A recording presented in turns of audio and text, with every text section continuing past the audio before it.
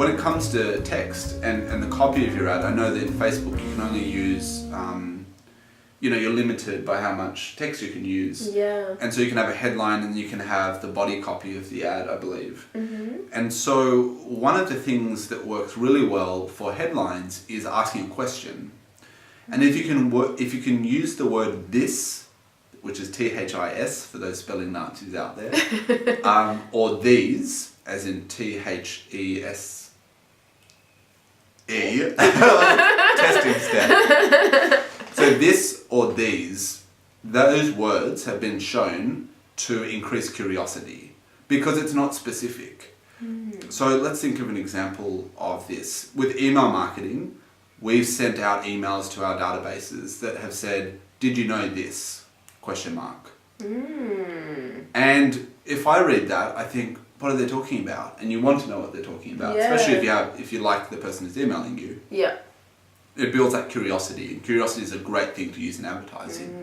So another one is using controversy. So you can combine the two, ask a question but make it controversial. So if you have the space, you could say something like, something controversial to your market. It might be, does green tea help you lose weight, right? Or something that might not be controversial enough, but you might say, do Facebook ads really work? ? Maybe that would appeal if that's to your target market. Or anything that's controversial. I'm moving you over a little bit. It's starting to drift away. I'm on a spinning jet. That looks better. So if you can ask a question and make it a controversial question, then you'll get a lot of attention. And tabloids, newspapers do this very well, or tabloid magazines. If you look at the covers of them, they will use a question and you won't know the answer, so you'll want to buy that magazine or newspaper and read it. Or they'll use what I call specific headlines, and they'll use numbers.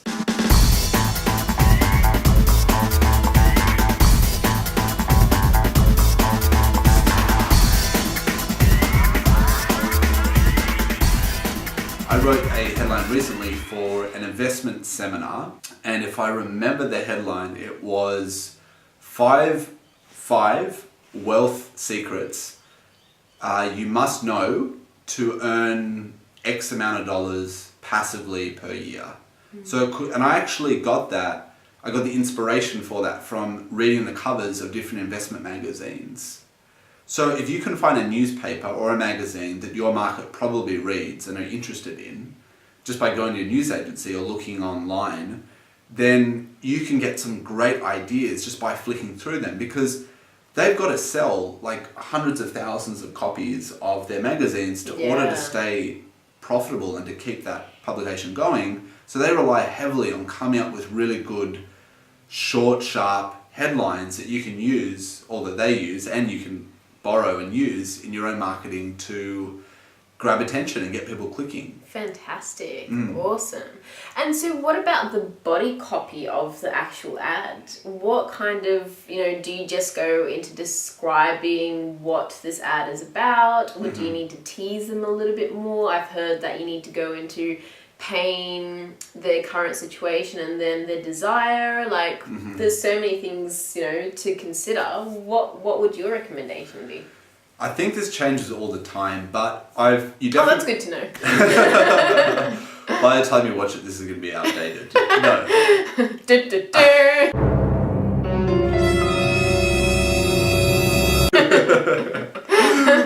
I think what you should have is a call to action, which you want to tell them to click. And some advertising you want just to get a like, I think. And then there's advertising where you want people not to like, you want them to actually click through. Yeah.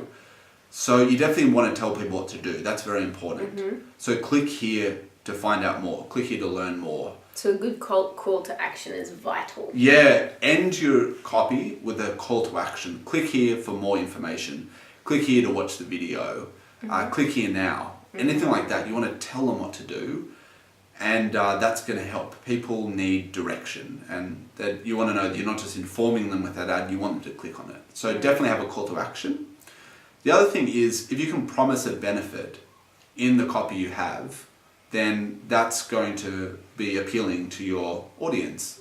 So you want to promise a benefit they'll get by clicking your ad. So you might say, if you want to lose weight, click here now, or click here for the video. Anything that's promising a benefit that they would want, then that's great. I might say to my market, because I also train people who want to become copywriters, I might say, if you love writing and want to make money doing so, click here for more. And that's going to be great.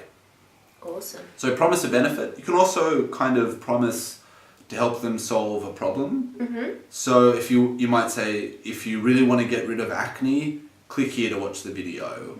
Or if you really want to get rid of your boyfriend, click here, watch the video. Or whatever it is that they want to get rid of.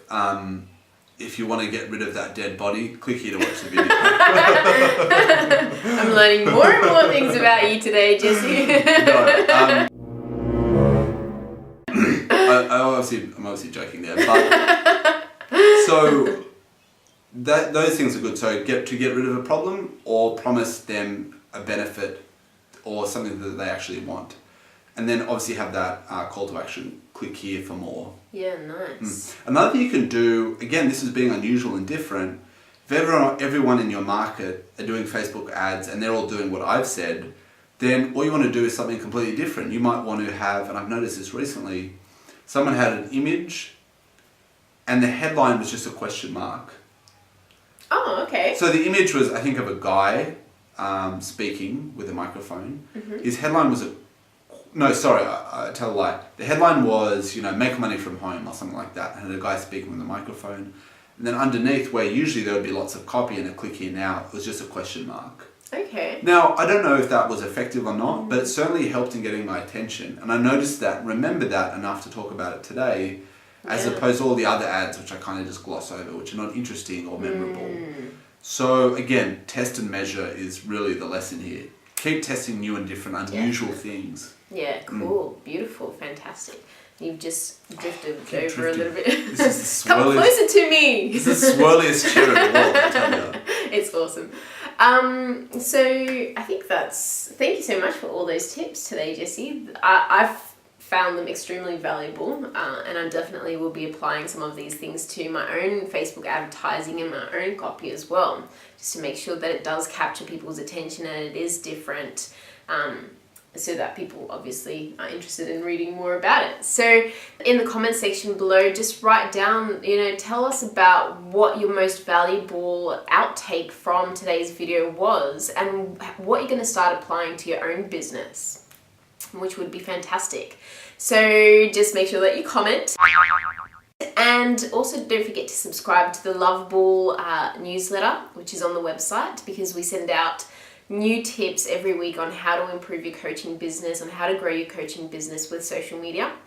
And subscribe to the channel if you've found this valuable today. Subscribe to the channel because there's more videos coming along shortly. See you next week. See you next week. See ya.